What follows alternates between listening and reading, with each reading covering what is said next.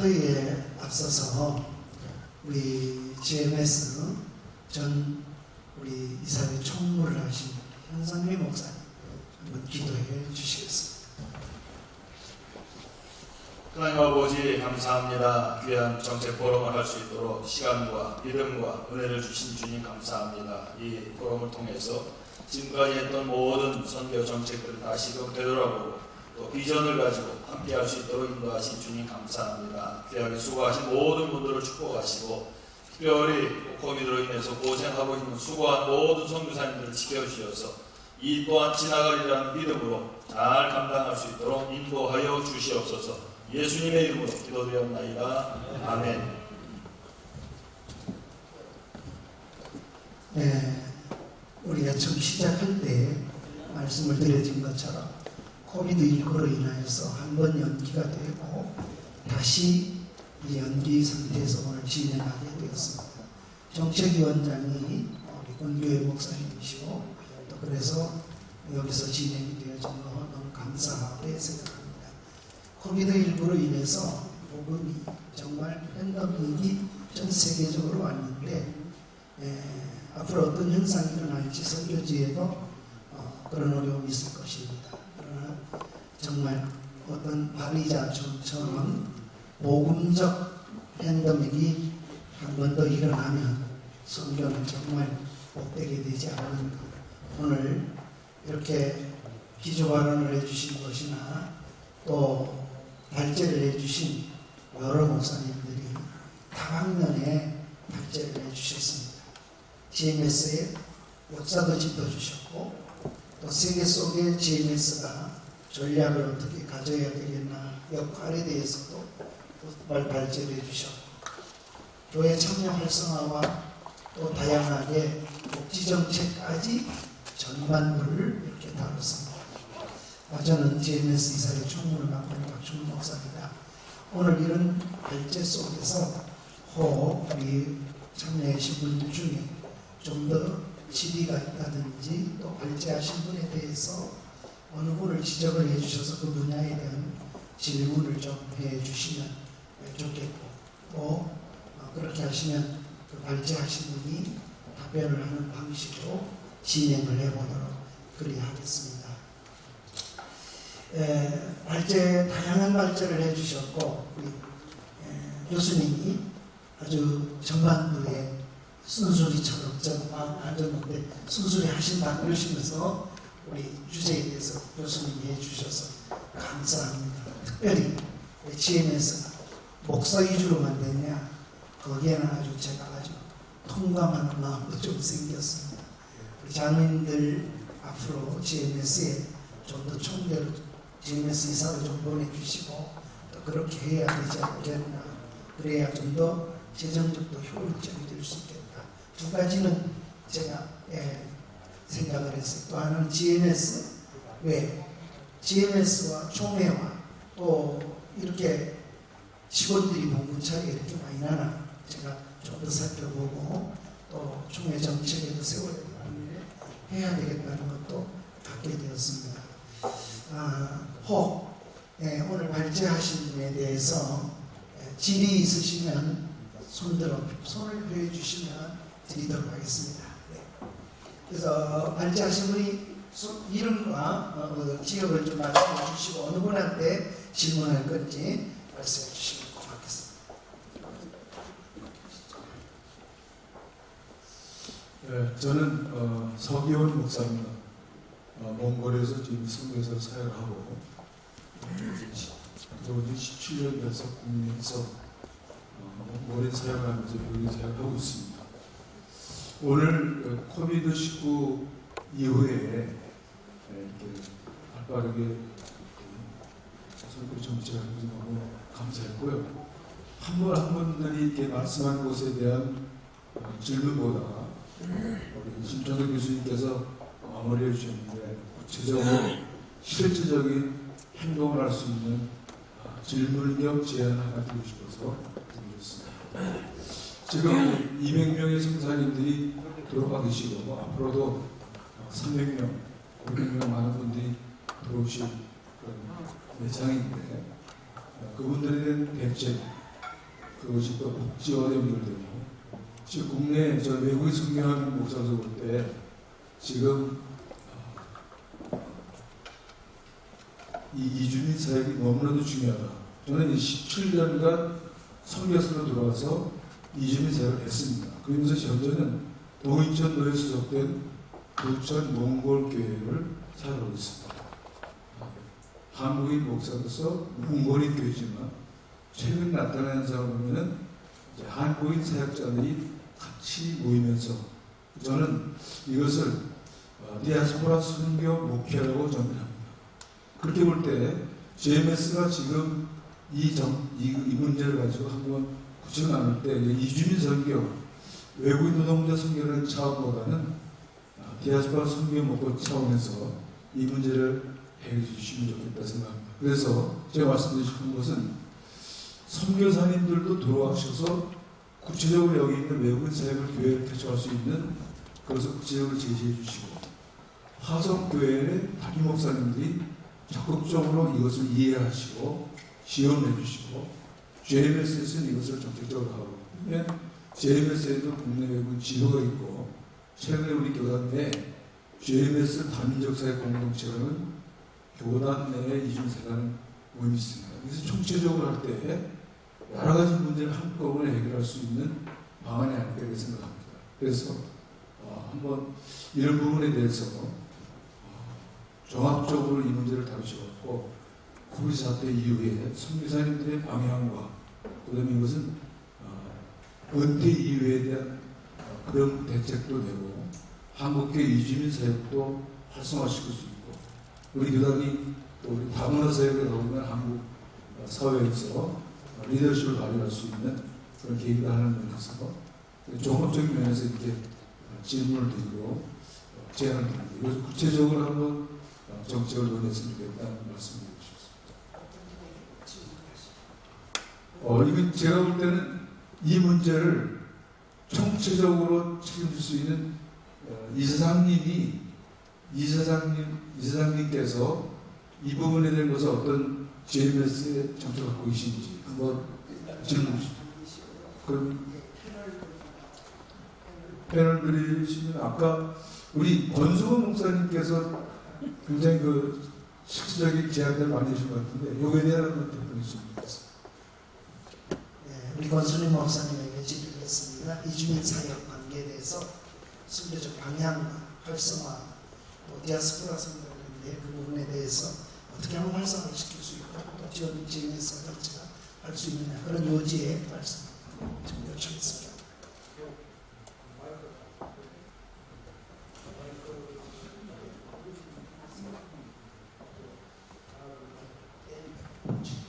됐습니다. 불러주셔서 영광입니다.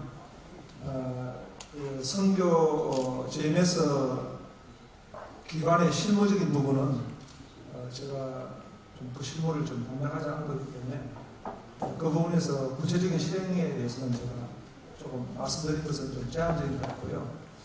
제가 좀 말씀드리고 싶은 것은 우선 그 선교에 대한 의식이 우리 화성이사 교회뿐만 아니라 우리 교단 산하의 목회자들이 이 부분에서 가지고 상당히 좀 결여가 되어 있다고 생각합니다. 그 원인이 저는 초신 신학교 안에 선교에 관한 비전 제시와 또 그런 이제 좀 학문적 체계가 상당히 부족하지 않는가 그렇게 느껴지고 있고 그래서 우리 총신에서 우리 신학생들을 양성할 때부터 시작해가지고 선교지향적인 목회, 선교지향적인 그 신학 커리큘럼이 정말 필요하다. 더구나 우리가 MDB 과정인데 목회학입니다. 그 목회학의 실천적 영역에 있어가지고 선교 중심적인 그런 우리 신학교의 커리큘럼과 일이 첫 번째 중요하다. 그 다음에 제가 아까 전에 말씀드렸던 것 중에 하나가 우리가 그 기관이라든가 기구 조직을 만드는 그런 관리적 영역과 아울러서 이것은 선교 운동이 일어납니다. 선교 운동이거든요. 그래서 신학교, 그 다음에 우리 교단, 그리고 지금에서 여기에서 이 선교 운동을 담을 수 있는 그런 기관 또는 활동들이 필요하다. 그리고 구체적인 이제 실행 부분은 지금에서 우리 기관 안에서 이루어져야 된다고 그렇게 생각합니다. 저는 신학교하고 특히 무브먼트에 대해서 좀 수용할 수 있는 그런 시스템이 필요하다. 이렇게 말씀드리고 싶습니다. 우리 좀 들으셨는데 우리 조용성 선교사님이 좀 더 보충을 전해주시고. 본부의 신부자로 근무했기 때문에 우리 서진은 선교사님의 그 질문에 근본적인 대답을 하나 해드리고 싶은 것 중에 하나가 뭐냐면, 물론 세계 선교의 그룹 가운데 디아스포라 한인 선교에 대한 중요성에 대해서 저희들이 다 풀이 동의하는데, 국내에서 외국인 사역을 했을 때는 좀 차별화가 필요할 것 같아요. 굉장히 중요한 건데 뭐냐면, 예를 들어서 우리 선교사님 몽골인 사역을 한다고 하시면서 우리 국내 목회로 함께 병임하시잖아요. 저는 장점도 있지만 이거는 조금 단점도 있다고 생각합니다. 그래서 만약에 서선교사님이 몽골인 교회에 선택과 집중하는 일이 한다고 한다면 오히려 그 일만 전무하시는 것이 우리 제도권 안에 있는 저희 교단 안에 협력이라든지 시너지가 낼 수가 있다고 생각되죠. 그러나 한인 목회라고 우리 국내 목회도 하시면서 몽골인 교회에 있을 때는 선택과 집중에 있어서 굉장히 다이버스되죠. 그래서 제가 권하고 싶은 것은 서선교사님이 만약에 지금까지 좋은 노하우를 가지고 몽골인 사역을 하신다고 한다면 인천에서 더 몽골인에 집중할 수 있는 선택과 집중할 수 있는 사역이 오히려 국내 디아스포라의 몽골인들의 사역에 대한 효과가 있지, 그렇지 않고 두 개의 호흡을 함께 잡으려고 했을 때는 제가 봤을 때는 목표가 조금 무리지지 않을까 생각이 드는데 그 질문에 답해서 네, 보충질을 좀 하시겠습니까? 질문 오해 좀 잘못 이해하신 것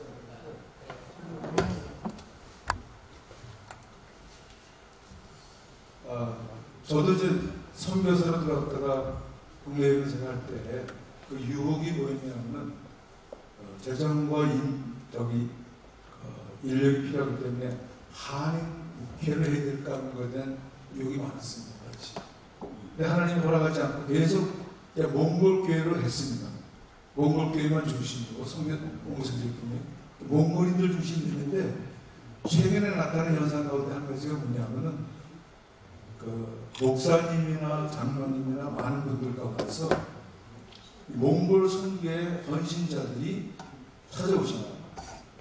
그러면 이제 일반적으로 한국 교회가 선교적 교회가 한국 교회가 큰 교회고 외국인이 적은데, 지금 나타나는 새로운 디아스포라 한국이 나타나는 현상은 뭐냐면 완전히 단임 목사는 한국 사람인데 외국인 교회고, 근데 한국인들이 밑에 들어와서 섬기는 형태입니다. 그게 분리된 것이 아니라 몽골인 교회인데 한국인들이 돕니다. 근데 그 외국인 분들도 우리가 생각할 때 우리가 지원해주고 돕는 분들이 아니라 그분들이 한국에 정착하는 분들이기 때문에 똑같이 시불조하고 홍보를 해서 그 자체적으로도 자립하는 교회로 갈 수 있는 형태예요. 그래서 한국교회에 나타나고 있는 새로운 교회의 형태다라고 볼 수 있습니다. 죄송합니다. 언어는 그러면 몽골말로 예배를 드리나요? 한국말로 드리시나요? 두 언어로 드립니다. 그러니까 제가 동시통역을 동시통역을 합니다. 제가 이제 한국어를 소개하면 몽골인 독자가 하고, 거기는 이제 한국인들은 국제결혼한 분의 남편과 그다음에 사명자들과 그런 분들이 같이 한국인이 같이 있어요. 예. 그 국내 목회가 아니고 몽골인 목회를 하신다고 그렇게 말씀하셨습니다. 그래서 어쨌든 선교 차원에서 디아스포라라고 이렇게 생각하시고 여기신다는 얘기입니다. 예. 꼭 질문에 다 응답이 되셨나 모르겠습니다. 꼭 다른 우리 질문하실 패널에게 저 뒤에 계신 마이크를 좀 드리면 좋겠는데, 뒤에 마이크를 좀 드리세요. 이름하고 교회를 말씀해 주시죠. 성현시교회 이진우 목사입니다. 어느 분에게 질문하실지 말씀해 주시죠. 어느 분의 어느 패널한테 제가 좀 몇 가지를 했는데요. 먼저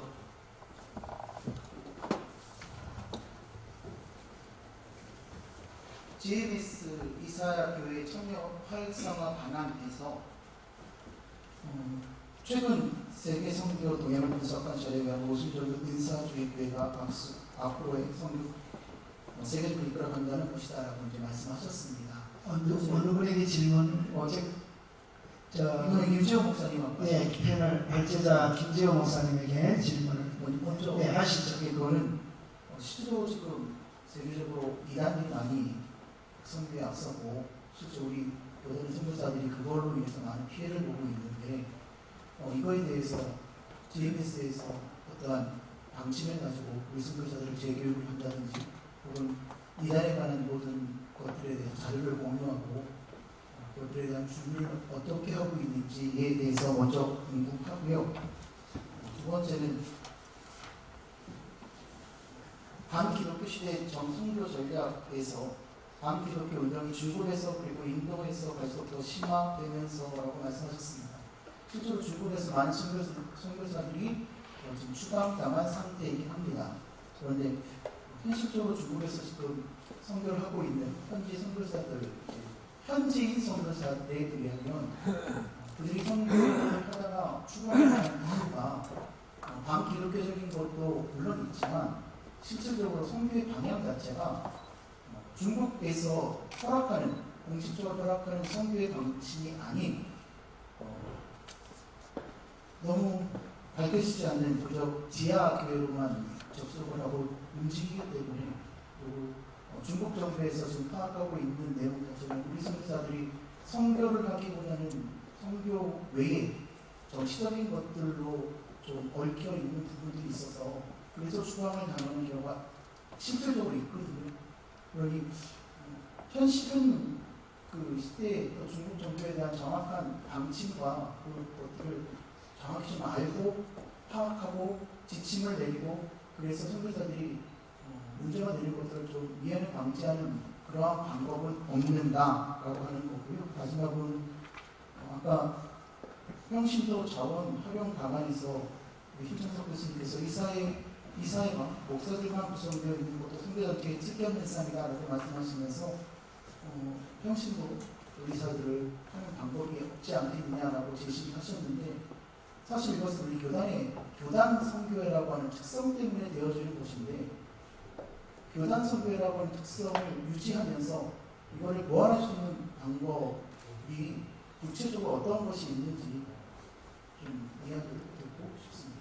네, 오늘 세 가지 질문을 주셨는데 첫 번째는 GMS에서 이단에게 나가서 어떻게 GMS 선교사들에게 그런 교육과 방안을 지금 어떻게 하고 있는지 김재호 목사님 답변을 좀 해주시죠.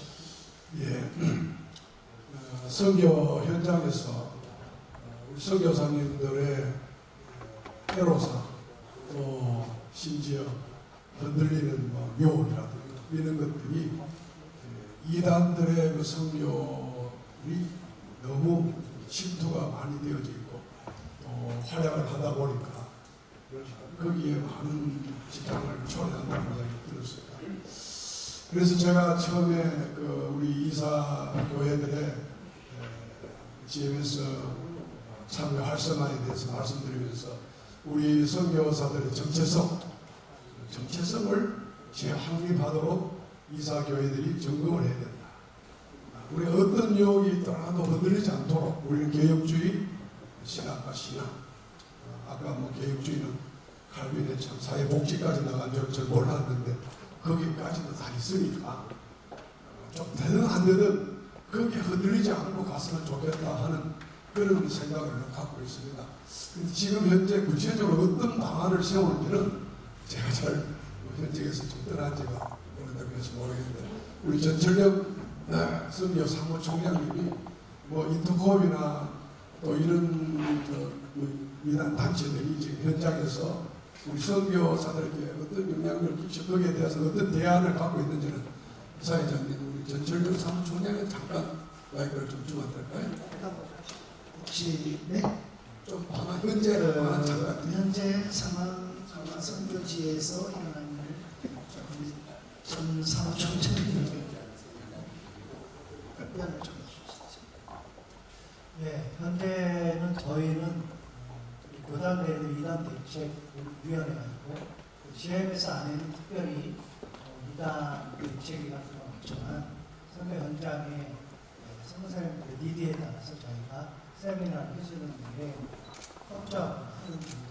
그리고 최근에 아시는 대로 이제 이단에 관한 책자들을 여기 김광석 목사님이 도평교회에서 책자를 했는데 그 영문판을 이제 돌리려고 하고 이런 정도의 수준이고요.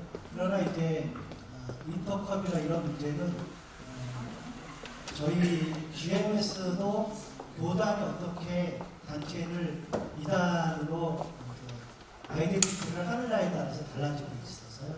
현재 인터컵 같은 경우는 저희는 주의로 하고 있어서 저희 선별장 똑같지만 주의하라라는 정도에 그치고 있어요. 그런 식으로 저희가 교단이나 교단연합회에서 하는 규정을 준수하고 거기에 따라 지침을 하는 상황을 그치고 있습니다. 네, 우리 질문자들 연이어서 제 소개를 좀 해주시고 설명을 잠깐만 책에 대해서 예.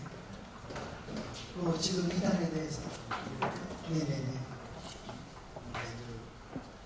사실은 노충원 부장님 계시죠? 가셨나요? 예. 제가 민다나오에 신학교를 강의를 갔더니 민다나오에 우리를 비하면 옛날 얘기를 문교부에 하나님의 교회에서 거액을 기부를 하고 실제로는 자기들이 정통교회인 것처럼 교단 등록을 했습니다.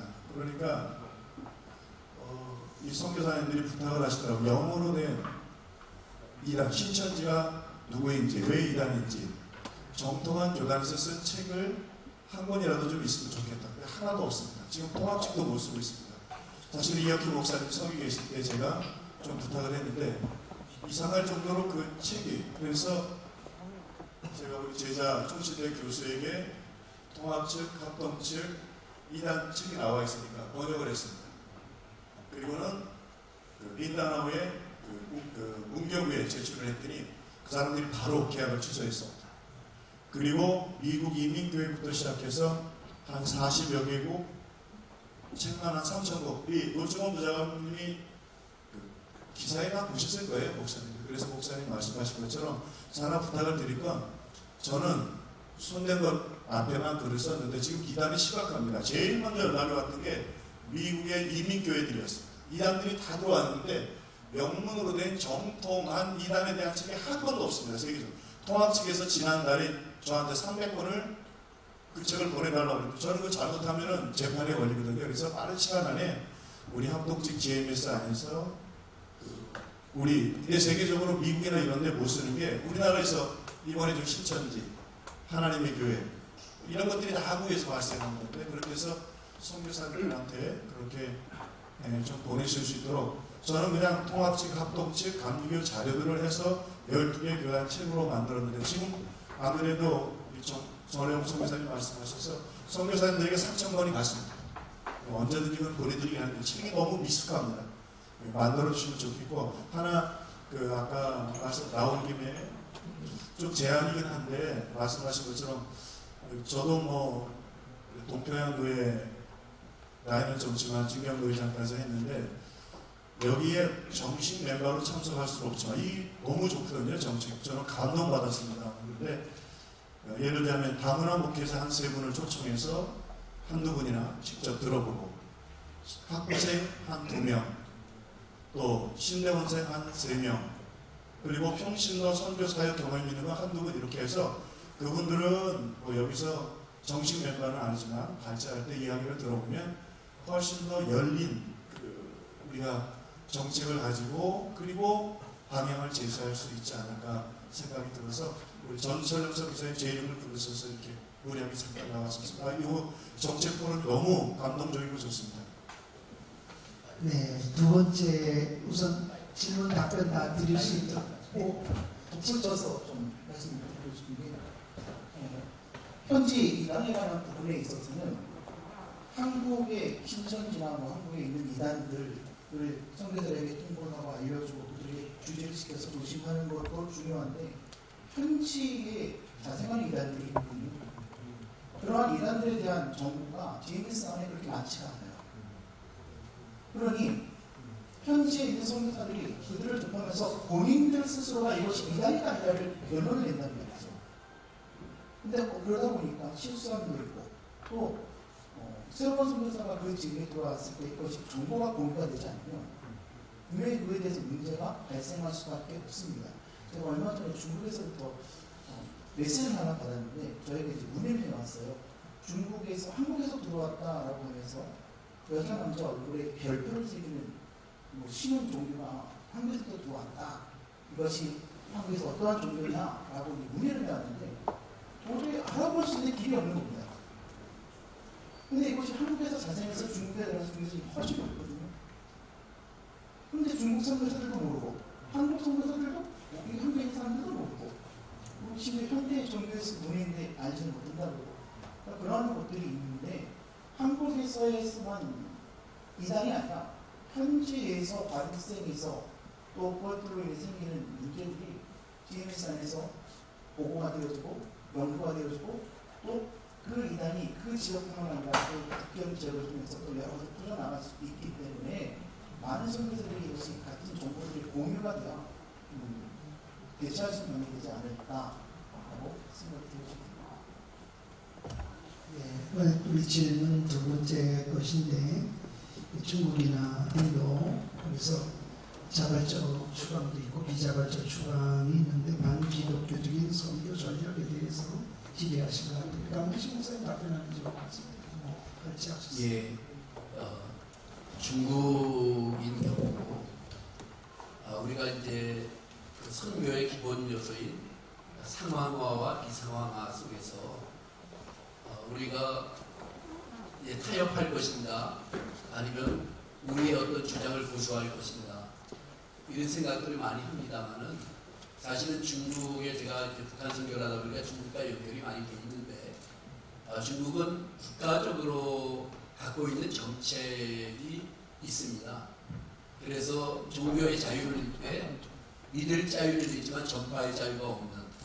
근데 우리가 갖고 있는 이제 전투적인 어떤 복음의 모습은 전하는 거죠.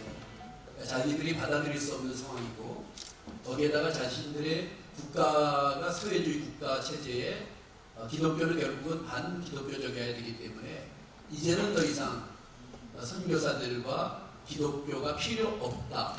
전에는 달러도 필요했고 또 세계적으로 여러 가지 상황 속에서 기독교를 용납하고 받아들일 것이 필요했지만 필요 없다. 그런데 특별히 한국 선교사들이 필요 없다. 미국이나 서구 선교사들에 대해서는 아직까지 추방하지 않는다. 이런 전략들을 갖고 있는 것을 최근에 들었습니다.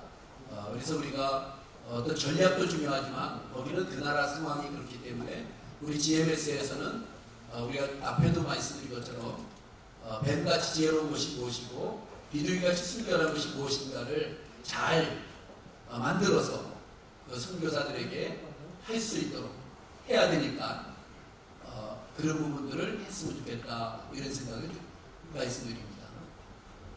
네, 답이 좀 되겠나 모르겠는데요. 하나 더 질문은 신창석 교수님이 답변을 좀 해주셔야 될 것 같아요.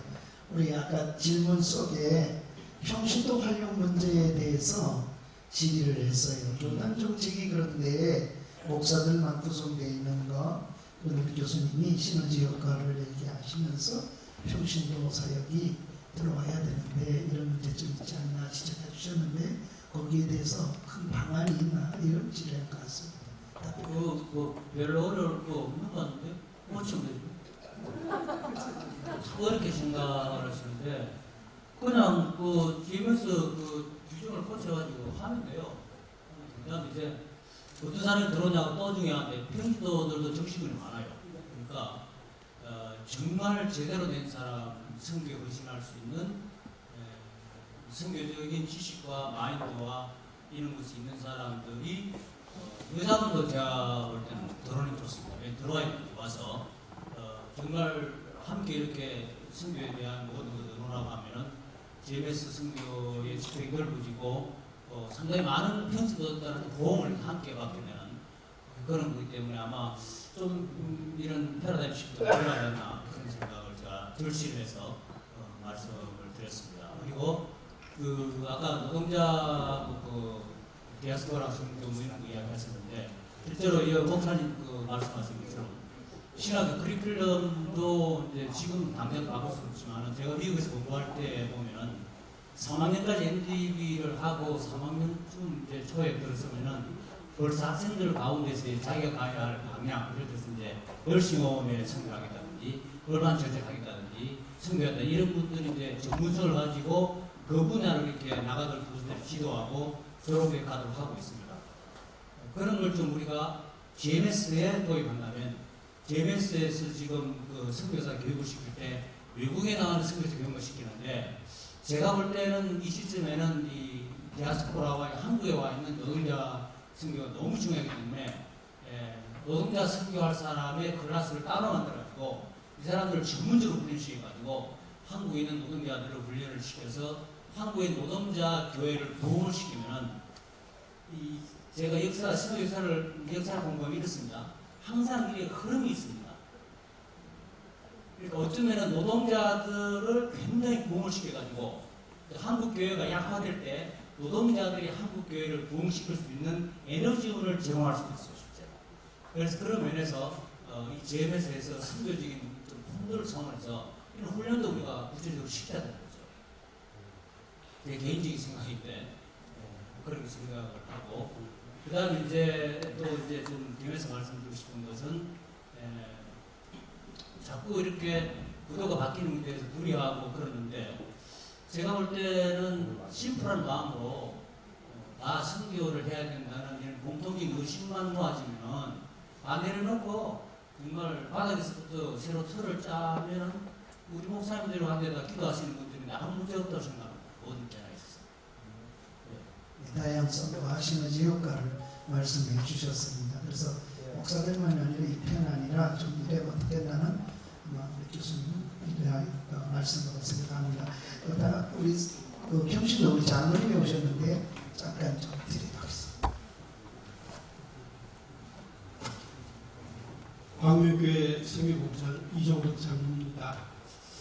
사실 오늘 귀한 모임이다 그래서 왔습니다. 정책보로 상당히 유익하겠습니다. 저희들 교회에서 25가정을 단독으로 선교사를 파송하고 있습니다.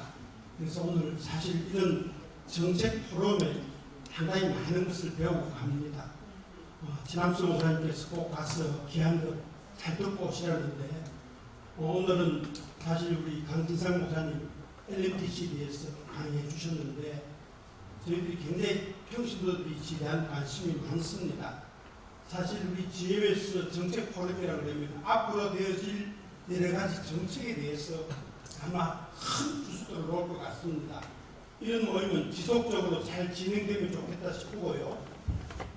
지금까지 GMS는 목회자 중심에서 목사님들 중심에서 내려왔다고 생각하시면 오늘 긴 시간을 아침부터 들었는데 평신도들이 꼭 선교사님과 같이 맞붙어서 그 저기 사비량으로 나가서 꼭 선교사님을 도울 수 있는 아마 평신도 선교사가 필요하지 않겠나 하는 생각이 듭니다.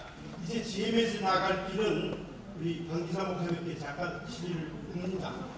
GMS를 활성화시키기 위해서 LNTC 교육을 영남뿐 아니라 좀 더 적극적으로 평신도를 대상으로 해서 남자나 여자나 아까 우리 신 목사님 말씀하신 대로 좋은 말씀을 했지만 이사에 가면요 사실 제가 총에 15년을 나갔습니다. GMS에.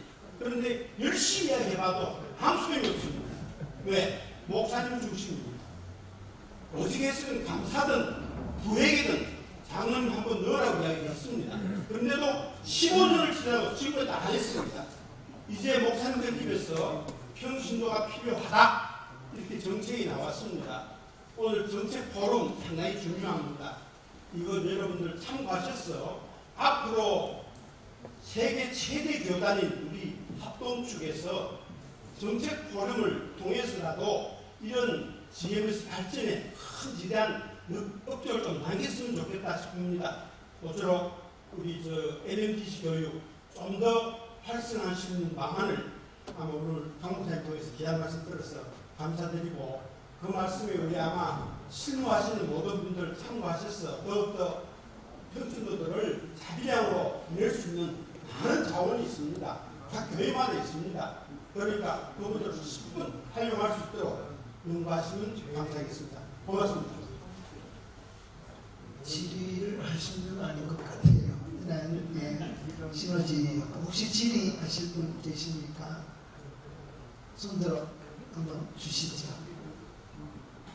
네, 우리 저는 시간을 주시면 제가 3분만 질의입니까? 아니 3분만 이주민 관계에 대해서 제가 간증을 지금은 목사님 간증이 아니고 패널 1분만 얘기하겠습니다.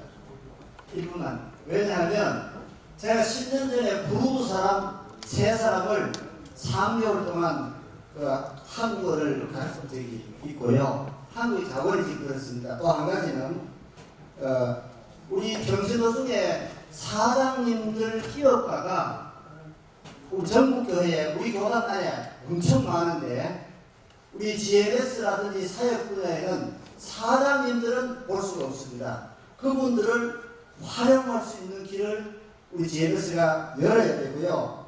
또 한 가지는 단기 해외 방문자들이 장관이나 또 아주 비즈니스맨이나 이런 분들이 한국에 방문했을 때에 자기의 조금의 시간이 있을 때 어디를 가느냐면 선교 단체에서 뭐 이렇게 이렇게 하는 무슨 모임 이런 행사에 찾아와서 참석하고 가는 이런 사례가 있습니다. 그러니까 노동자도 중요하지만은 한국에는 200개 국가에서 엄청난 자원들이 우리 주변에 수두룩하게 달려 있는 것을 우리가 어떻게 활용하고 접촉하고 사역해야 할 것인가, 이것은 정말 우리가 깊이 연구해야 됩니다. 이상입니다. 미안합니다. 예, 우리 이사회 임원들이 여기 계시니까 잘 좀 참고해 주시고 정책에 반영을 시켜주시면 고맙겠습니다. 우리 발제에 대해서 질의하실 거 있으면 말씀해 주시면 고맙겠고요. 혹시나 없습니까? 네. 저는 저 개척교회 목사입니다. 소교회 목사인데 소속과 저는 서울 남도 지금 이성화 목사님이 저는 개척한 지 한 14년 됐습니다. 근데 이제 한 10몇 명 모여서 예배드리고 있습니다. 근데 이대식 목사입니다. 안산에서 강골교회 담임 목사로 있습니다. 그런데 제가 14년 동안 늘 우리 사모하고 저는 선교사님들을 위해서 기도했습니다. 그리고 늘 온라인을 통해서나 사모님들이나 목사님들을 통해서 선교사님들에 대해서 이야기를 들을 때마다 핍박을 받고 죽음 앞에서도 그런 메시지를 들을 때마다 간절하게 기도했습니다. 그때 눈물로 기도한 적이 있었습니다.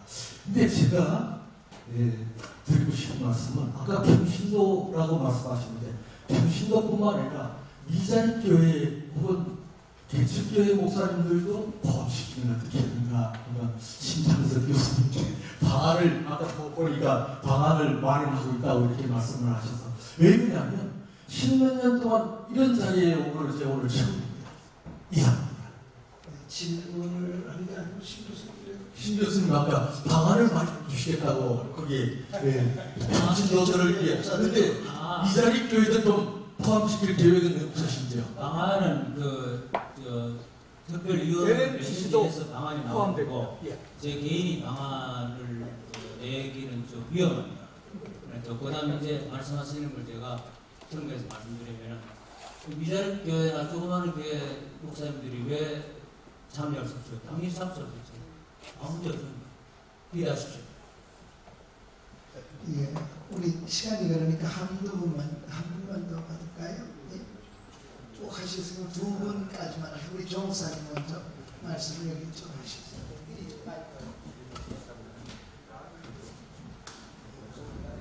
조성 목사입니다. 신창섭 목사님께서 교수님께서 우리 CMS 미래 또 발전 방향에 대해서 말씀하셨는데 제가 마음에 날 뻔했어요. 근데 생각해보니까 예배가 아니더라고요. 총회 GMS니 총회가 책임져라! 제가 아멘 3번 하려고 그랬는데 참았습니다. 역시 교수님이 전공 안 하셨지만 GMS의 선교에 대해서 해박한 지식과 영성을 가지고 계신 걸 봤습니다. 여기 이사회의 기능과 역할 해가지고 첫째, 둘째, 셋째, 여섯째 이렇게 말씀하셨는데 한 가지만 말씀드린다면 또 제가 우리 심 교수님 기독신문에 글도 제가 봤습니다. 봤는데 이번 기회에 한 말씀 드리겠습니다. 이사회 임원회와 이사회의 개념을 이렇게 약간 모호하게 생각하고 계신 것 같고요. 일단은 그래서 여기 지금 말씀하신 것은 이사회 임원회를 지칭하시는 것 같아요.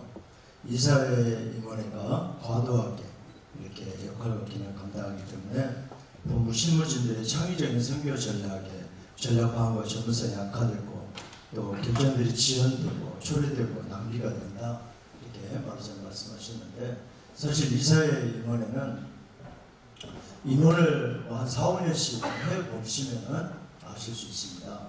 어떤 것들을 하라고 지시하거나 하진 않습니다. 사회권 행정부에서 또는 각 지역위원회와 또 전문위원회에서 뭔가를 하겠다고 하면은 확정을 지어줍니다. 이사회 임원회는. 그래서 어떻게 인원을 동원하고 자금을 조달하고 어떻게 진행할 수 있는지 옛날에는 약간 가감도 했는데 최근에 와서는 거의 가감을 하지 않습니다. 왜냐하면 위원회에서 올라온 것들을 거의 그냥 확실하게 인정을 해주는 것이 됩니다. 그러면은 공적인 기능을 발휘하기 시작하죠. 그래서 창의성을 억제하거나 억압하지 않습니다. 오히려 이사회 임원회가 이것들을 결정해주면 굉장한 창의성을 가지고 실무진들이 그때부터 일을 하기 시작하죠. 그때부터 진행을 하고요. 특별히 여기에서 지속적으로 또 일관성 있게 자꾸 바뀌어가지고 정책도 바뀐다. 그런데 제가 아까 이야기를 해봤지 않습니까? 말씀드렸지 않습니까? 임원회에 한 4, 5년 있어 보셔야 비로소 GMS 알 수가 있습니다. 지난 김재호 이사장님, 김창원 이사장님, 지금 김정은 이사장님, 3김 시대라고 그래요. 우리 GMS에. 그런데 지난 6년 동안 GMS는 이사장 임기가 2년이기 때문에 한 번 돌아가는데 6년이 걸립니다. 6년 동안 GMS는 놀라운 발전을 했습니다. 과거에 말하자면 이런 여러 가지 것들을 척배하고 적폐를 청산하고 그리고 새로운 기틀을 많이 놓았습니다. 그래서 이제 올해 9월 3일이 되면 또 새로운 6년이 오게 될 텐데 정책이 바뀌거나 일관성이 없거나 그렇게 되지 않고 사실 일관성 있게 GMS가 새롭게 여기까지 왔습니다. 그래서 이 부분들에 대해서는 약간 오해가 있으실 것 같고 기왕 이렇게 말하면은 이사회 임원회 폐지하라고 이렇게도 나올 수도 있어요. 뭘 이 창의성을 억압하고 전문성이 약화되고 시장을 초래하고 낭비가 심화되고 이러면은 GMS 이사회 임원회가 지금 뭔가를 잘못하고 있다면 그런 오해도 생길 수 있습니다. 실제로 우리가 신문에 기고를 할 때나 또 이렇게 공적으로 이야기할 때는 기왕이면 GMS 이사위원회가 더 잘할 수 있도록 현재도 잘하는데 부족한 점들이 개선될 수 있도록 이렇게 해주시면 참 좋겠다는 생각이 듭니다. 우리 심 교수님 멋진 이 글을 써주셨는데 이것들을 앞으로 참고해가지고 잘할 수 있도록 했으면 좋겠습니다. 계속 연구해 주시면 감사합니다. 질의를 좀 하시라고 했는데 목사님 질의 아니면 안 받겠습니다. 시간을 좀 절약해서 질의 그리고 발제해 주신 우리 심 교수님이 발제하신 것에 대해서 답변을 좀 드리시겠습니까? 조금은 아니고 조금만. 네, 그래 하시죠. 제가 좀 네. 잘할 수 있도록 제가 말씀을 드리고 다른 어떤 전혀 무슨 오해하지 말고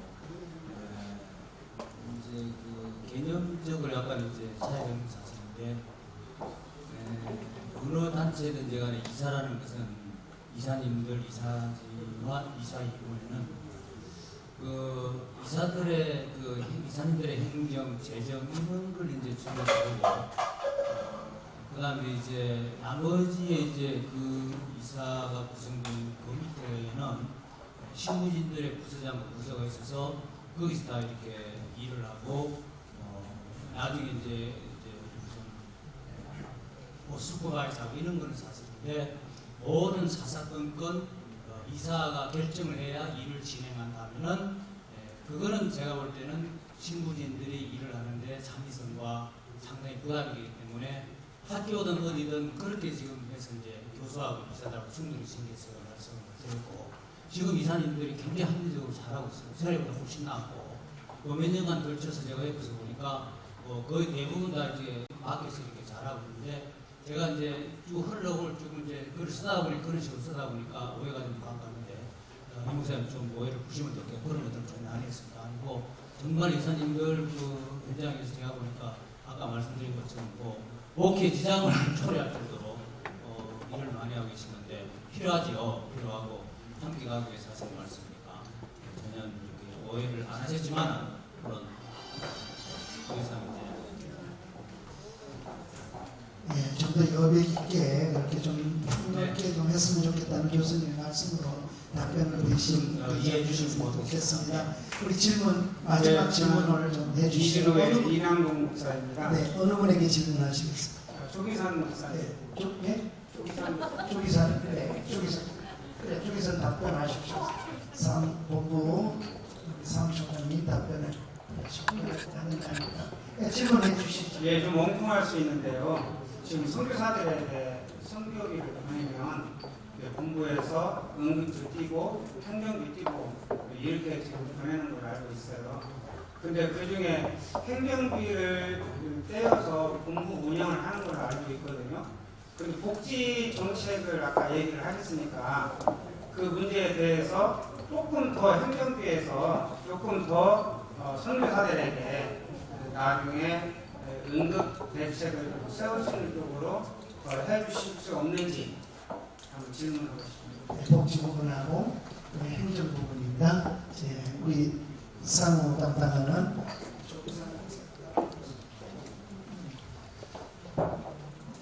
왜 저를 안 부르나 했습니다.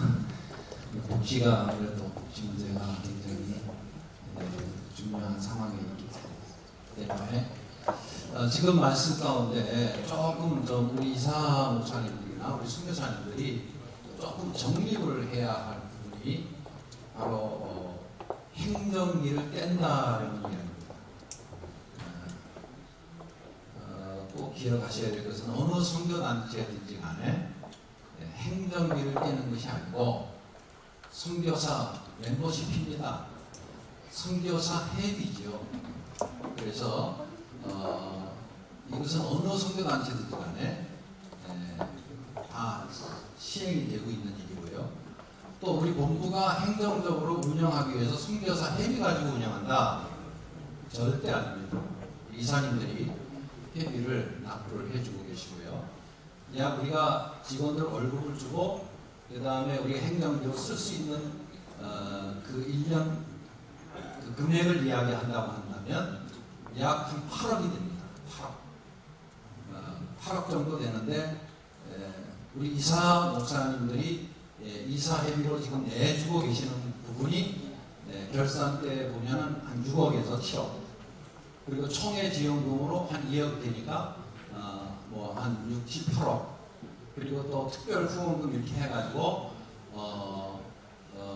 직원들 월급하고 행정 사역은 우리 이사님들의 후원과 회비에 의해서 운영이 되는 것이 실질적으로 선교사 회비는 본부가 집행하는 행정 행사비, 선교사 행사비와 여러 가지 그런 상황들을 통해서 이루어지는 것이다. 이렇게 주시면 좋겠고요. 고신식이나 뭐 또 이런 그 다른 선교단체에 대비해서 선교사 회비 멤버십비가 절대로 크지 않다는 것입니다. 크지 않다는 것입니다. 꼭 기억해 주셨으면 좋겠습니다. 그리고 우리 GMS가 경상비로 운영하고 있는 돈이 1년에 이어서 한 30억 정도, 31억 왔다 갔다 합니다. 그 내용이. 근데 많은 선교사님들이 오해를 하고 있는 것이 선교사 회비를 떼가지고 선교사들 뭐 회비 가지고 직원들 월급 주고 뭐 이렇게 뭐 다 뭐 이사들 뭐 여비 쓰고 이러는 걸로 오해를 많이 하고 계십니다. 절대 그렇지 않다는 거 여러분들이 좀 이해를 해주시면 좋겠고요. 나온 김에 제가 이제 말씀을 드리려면 이런 오해를 안 받게 하기 위해서 우리 이사님들이 이사님들이 전체적으로 많이 계시니까 노회 파송 이사님들 특히 1년 이사 회비 납부율이 노회 파송 이사 납부율이 25%밖에 안 됩니다. 그거 좀 개선해야 될 사항이고요. 또 우리 파송교회 이사님들 그 이사 회비 납부율도 보면은 많이 올라갔습니다만은 제가 5년 전에 여기 원구로 왔을 때 38%였습니다. 1년 이사 회비 납부율이. 지금 한 60%, 61%대 가고 있습니다. 여러 가지 사정이 있습니다만은 그러나 그러한 것들을 통해서 본부가 살림이 이렇게 잘 구분돼가지고 선교사 회비가 될 수 있는 대로 우리 행정 운영하는 데에 잠식하지 않도록 최선을 다하고 그렇게 살림을 해나가고 있다. 그렇게 이해를 해주시면 좋겠습니다. 대답이 됐는지 모르겠습니다. 적립금에 대한 것도 해석을 해주시면 좋겠습니다. 네, 적립금 또한 우리가 실버 적립금이 있고요. 그 다음에 이제 보험금이 있습니다. 보험금. 그리고 또 그 안식년기금 이런 것들이 다 있는데 이 모든 것들이 선교사 복지를 위해서 자신이 쓸 수 있는 돈이죠. 그게 본부가 거기서 못 됩니다.